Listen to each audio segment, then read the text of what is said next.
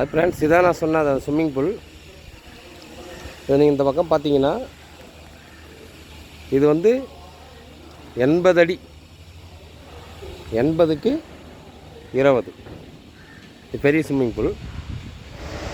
Swimming pool பாருங்கள், இது வந்து எஸ்எஸ் லேடர். அது லைட் எல்லாமே தண்ணி உள்ளே வந்துடும், லைட் எல்லாமே தண்ணி உள்ளே வந்துடும் உங்களுக்கு. இது வந்து பெரிய அப்பார்ட்மெண்ட்டாக இருக்கிறதால பெரிய ஸ்விம்மிங் பூலாக கட்டிருக்காங்க.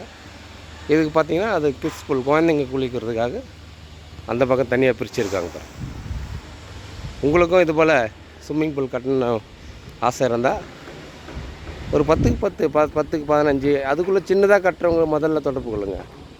அது சிம்பிளாக முடிச்சிடலாம் நல்லபடியாக. அதுக்கப்புறம் பெருசு வரைக்கும் பார்க்கலாம். இதுதான் வந்து கிட்ஸ் பூல். இது வந்து கிட்ஸ் பூலில் 2 வகை இருக்குது.